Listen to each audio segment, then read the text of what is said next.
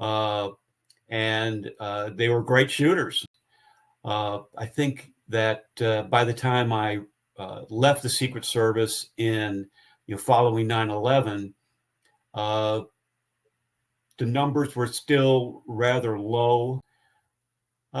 We less than 10 out of a total of 250 agents. So that the number stayed low. Part of it was the recruitment effort.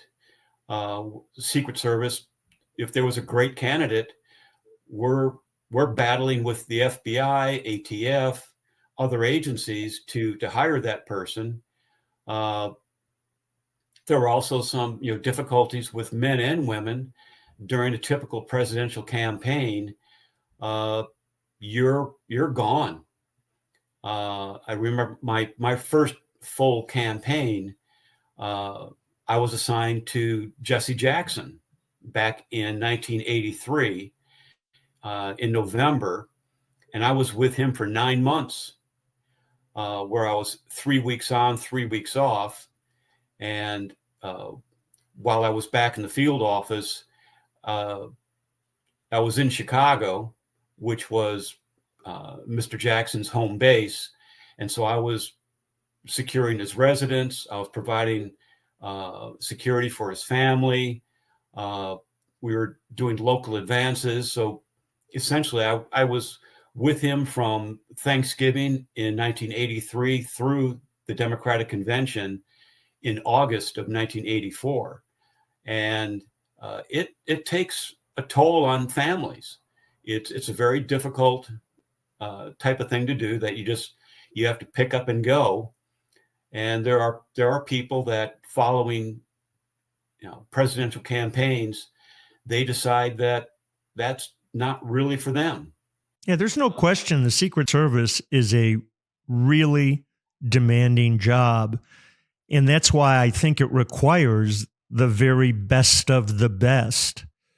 Again, my rationale for asking was not a shot at women whatsoever. Based on the film, I understand why people question maybe some of the female agents that were there in their actions. But I don't think that I don't think that women should be excluded from presidential details.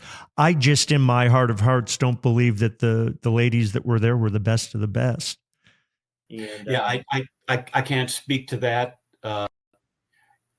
but I do know that there are some tremendous female agents that I walking down that dark alley, or having them assist me on doing advances, or being alongside me on protective details.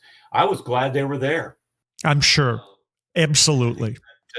Especially in our other role outside of protection, when we're doing investigations, that you were able to blend in. We're in surveillances, doing undercover. Having a female agent was huge. It was such a great asset. I'm still in contact with a number of female agents that I worked with. I think it's great. Other careers, and they went into private industry, or just flat out retired. See, I don't think a lot of people realize that the Secret Service does undercover work, that they're investigating, that their role is much broader than simply protecting a dignitary or a president and their family members.